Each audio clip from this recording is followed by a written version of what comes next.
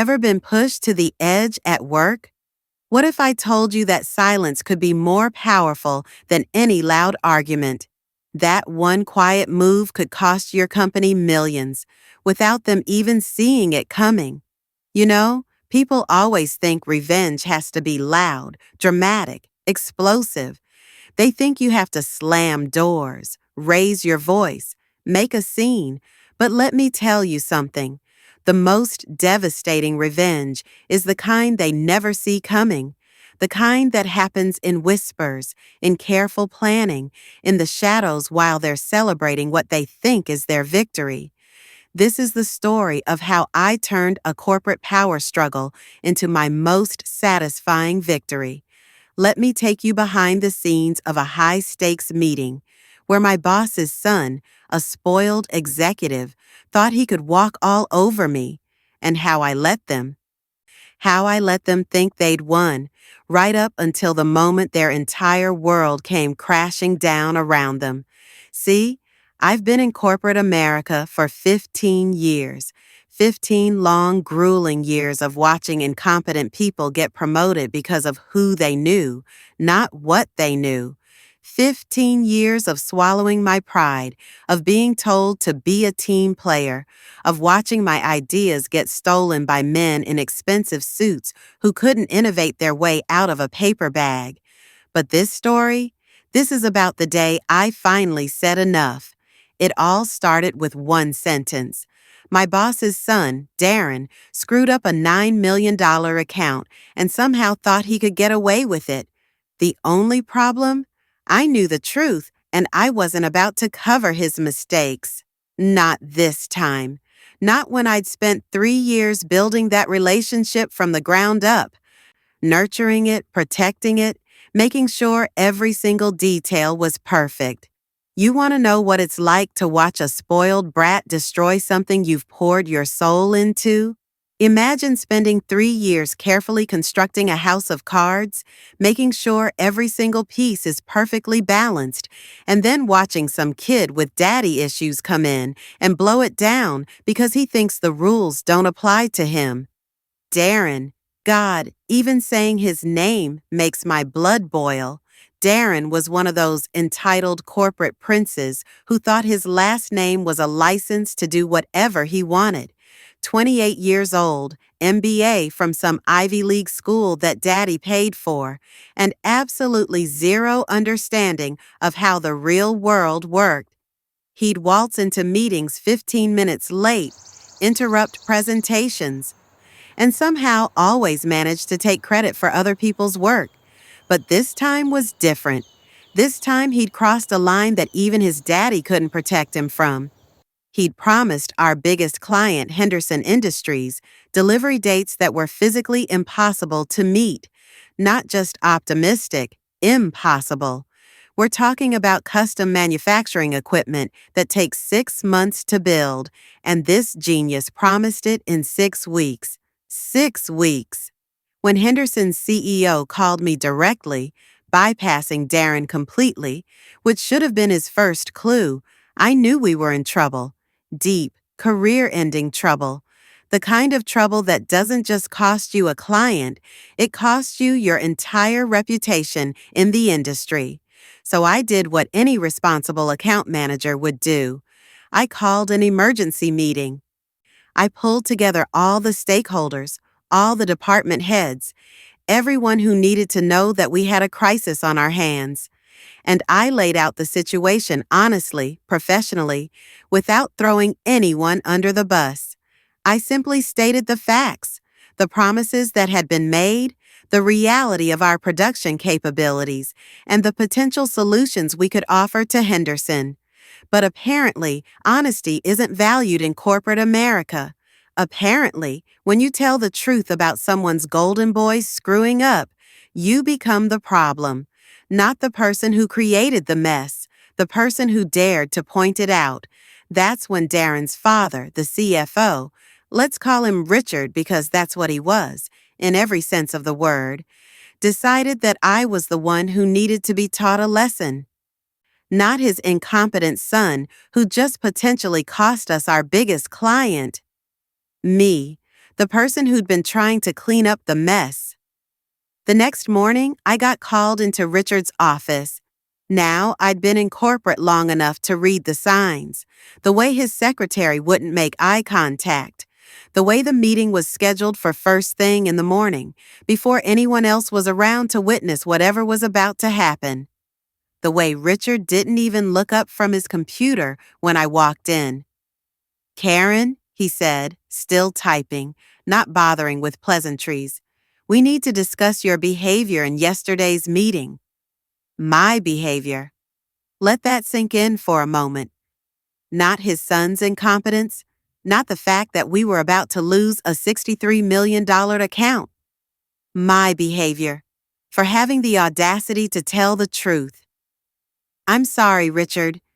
I'm not sure what you mean," I said, keeping my voice level, professional, because that's what you do in corporate America. You swallow your rage, you paste on a smile, and you pretend that up is down and black is white if that's what they want to hear. You embarrassed my son in front of the entire team. You made him look incompetent. Finally, he looked up at me, and I could see the cold calculation in his eyes. This wasn't about competence or client relationships or doing what was best for the company. This was about family. This was about protecting his little prince, no matter what the cost. "Richard, I simply stated the facts about the Henderson account. Darren made commitments that our production team cannot meet. I was trying to find a solution before we lose the client entirely."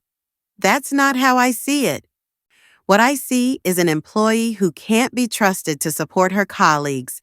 What I see is someone who's more interested in making herself look good than working as part of a team.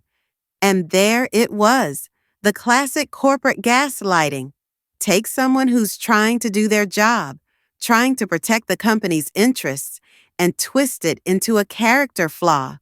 Make them the villain for caring about quality, about honesty, about actually serving the clients who pay our salaries. But I wasn't going to give him the satisfaction of seeing me break. Not yet.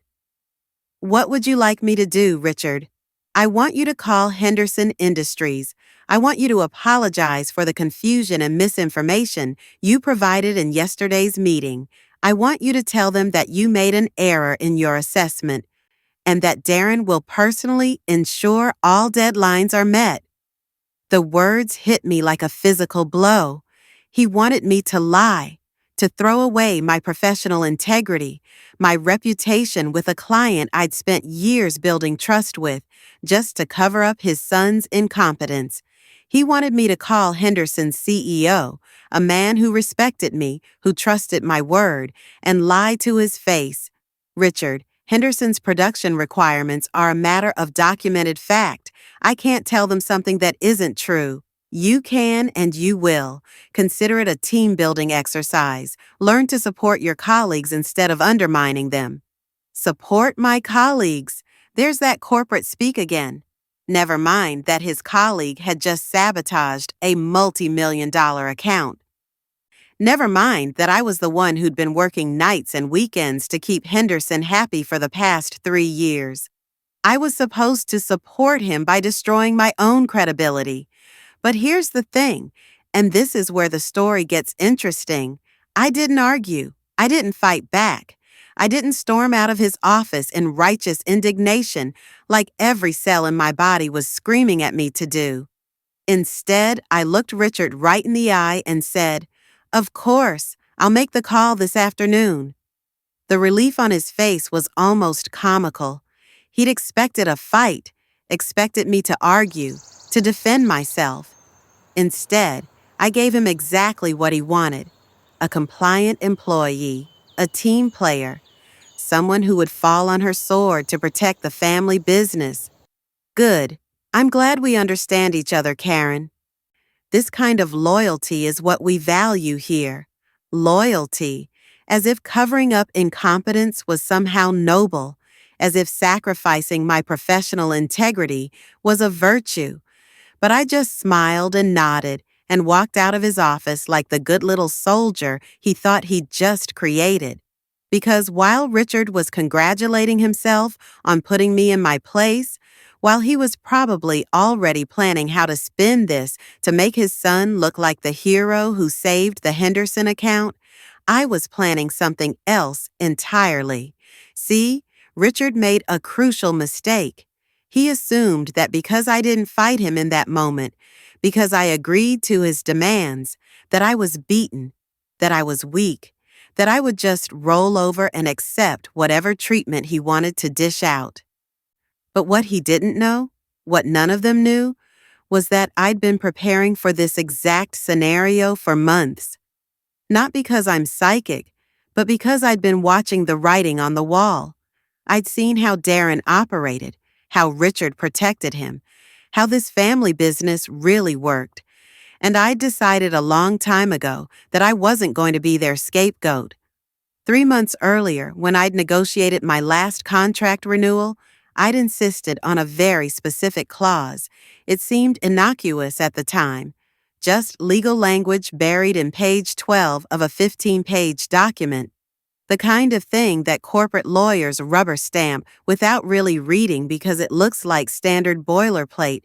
But it wasn't standard. It was a very carefully crafted insurance policy. You see, the clause stated that if I were ever removed from an account due to circumstances beyond my control, and if that removal resulted in the loss of said account, then my departure would trigger an immediate contract termination with full severance, plus penalties paid to me personally for breach of fiduciary duty. In simple terms, if they scapegoated me and it backfired, they'd have to pay me enough money to retire comfortably. And the best part? The clause was written in such a way that any public reprimand or forced apology related to client relations would count as removal from the account. I'd spent 3 months waiting for them to trigger it. 3 months watching Darren stumble from one mistake to another, watching Richard cover for him, knowing that eventually they'd go too far. And now they had. So, when I walked out of Richard's office that morning, I wasn't walking out defeated. I was walking out with the biggest smile I'd had in years, because they'd just handed me the keys to their kingdom, and they didn't even know it. But I wasn't ready to play that card yet. Oh no. First, I was going to let them think they'd won. I was going to give them exactly what they wanted, exactly the way they wanted it.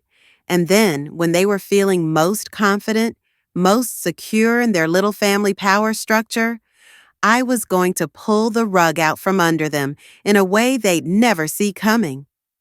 I went back to my office and I made that call to Henderson Industries. I called their CEO, a man named James Morrison, who'd become almost a friend over the past 3 years. A man who trusted me, who'd given us $63 million in business, largely because he believed in my competence and integrity. James, it's Karen. I'm calling about the Henderson project timeline we discussed yesterday. Karen, perfect timing. I was just reviewing your email about the production constraints. Listen, I want you to know how much I appreciate your honesty about the situation. It's exactly this kind of straight talk that makes our partnership so valuable. And there it was, the knife twisting in my gut. Here was a client praising me for the very thing my own company was punishing me for. But I had my orders, didn't I? I had to be a team player. Actually, James, I need to apologize. I made some errors in my assessment yesterday. It turns out our production capabilities are more flexible than I initially indicated. Darren will be taking point on the project going forward, and he's confident we can meet all your original deadlines. The silence on the other end of the line lasted so long, I thought we'd been disconnected. When James finally spoke, his voice was carefully controlled, professionally neutral in a way that told me everything I needed to know. I see. And you're confident in this revised assessment? Absolutely. Darren has additional insights into our production process that I wasn't fully aware of. Another long pause. Karen, can I ask you something off the record? Of course. Is everything all right? This doesn't sound like you. And that's when I almost broke, because here was someone who knew me, who valued my work, who could hear in my voice that something was wrong. But I couldn't tell him the truth. Not yet. Not while I was still playing their game. Everything's fine, James. Just want to make sure we're giving you the best possible service. All right, well, I'll plan to work with Darren going forward then. But Karen, my door is always open if you need anything. When I hung up that phone, I felt like I'd just sold a piece of my soul. 3 years of building trust, of proving my worth, of establishing myself as someone who could be counted on, and I'd just thrown it all away to protect Richard's incompetent son. But that feeling of defeat, that shame and anger burning in my chest, that was fuel. That was what I was going to use to make sure this was the last time anyone in this company thought they could treat me like a disposable asset. The next morning, I submitted my resignation. Not to Richard. Oh no, that would have been too easy. Would have given him a chance to spin the narrative, to make it seem like I was running away because I couldn't handle the pressure. Instead, I submitted it directly to HR, with copies to the CEO and the board of directors. But this wasn't just any resignation letter. This was 15 years of pent-up frustration poured into 3 pages of professional, carefully worded corporate poetry. I didn't name names. I didn't throw accusations around. I simply stated facts. The dates, the decisions, the outcomes. I let the paper trail speak for itself. And buried in the second paragraph, almost as an aside, I mentioned that my departure would be effective immediately, as per clause 12.7 of my employment contract. Given the circumstances of my removal from the Henderson account, I hand-delivered the letter to HR at 8:47 a.m. on a Tuesday morning. Then I cleaned out my desk, said goodbye to the few colleagues I actually respected, and walked out of that building for the last time. By 9:15 a.m., I was sitting in my car in the parking lot, sipping coffee and waiting for the show to begin. It took them exactly 23 minutes to realize what I'd done. My phone started ringing at 9:38 a.m. Richard, of course. I let it go to voicemail, then again at 9:41, then again at 9:44. By 10 a.m., I had 7 missed calls from Richard, 3 from the CEO, and 2 from someone in legal whose name I didn't recognize. But I didn't answer, because silence, you see, is the most powerful weapon in the corporate arsenal. When someone is frantically trying to reach you, when they're scrambling to undo something they don't even fully understand yet, the worst thing you can do to them is nothing at all. By noon, they'd figured out the contract clause. By 2 p.m., they'd realized that Henderson Industries had just received a copy of my resignation letter. Not because I'd sent it to them, mind you, but because corporate protocol required all client contacts to be notified when an account manager departed. By 3 p.m., Henderson had called to ask why their trusted account manager had suddenly resigned after being removed from their account due to circumstances beyond her control. Their words, taken directly from my resignation letter. And by 4 p.m., Henderson Industries had informed our company that they would be exercising their right to terminate the contract for cause, citing material changes to the account management structure without proper consultation. You see, Henderson's contract with us, the contract I'd negotiated, contained its own little clause, one that stated that any changes to the primary account management team required their approval. And if such changes were made without their consent, they could terminate the entire agreement with 30 days' notice. Richard had removed me from the account without consulting Henderson. He'd assumed they'd just accept whatever we gave them, but Henderson Industries didn't get to be a $2 billion company by accepting whatever anyone gave them. They got there by demanding competence, accountability, and respect. And when they called me at home that evening, James Morrison himself, calling my personal number, they offered me something that made the whole ordeal worthwhile. Karen, we'd like to offer you a position as our Director of Vendor Relations. We're going to need someone to help us transition away from your former employer and establish new partnerships. Someone we can trust. Someone who understands that integrity isn't negotiable. The salary was double what I'd been making. The benefits were better. The respect was guaranteed. And the best part? My first project would be helping Henderson identify and qualify new suppliers to replace the company that had just lost them forever. But that wasn't even the best part of the story. The best part came 6 weeks later when I got a call from our former CEO. Not Richard. He'd been quietly reassigned to some made-up position where he couldn't do any more damage. The CEO himself, calling to beg me to consult on their transition plan. Karen, I know this is awkward, but we're hemorrhaging clients. Henderson was just the beginning. Word is getting out about how we handled the situation, and our reputation in the industry is taking a beating. We need someone who understands our systems, someone who can help us manage the transition. I told him I'd think about it, and I did think about it, for about 30 seconds. Then I quoted him my consulting rate, $500 an hour, with a $50,000 retainer, paid in advance. Non-negotiable. He paid it. Because when your company is circling the drain and you need someone to throw you a life preserver, you don't negotiate. You pay whatever it takes. So for the next 3 months, I got paid more per day than I used to make in a month. Helping my former employer figure out how to explain to their remaining clients why their best account manager had suddenly departed and their biggest client had walked away. But the real satisfaction wasn't the money. It wasn't even the vindication of seeing Richard get demoted and Darren quietly transferred to some meaningless role in the mailroom, though that was pretty sweet. The real satisfaction was knowing that I'd beaten them at their own game. They thought they could bully me, humiliate me, force me to compromise my integrity to protect their family business.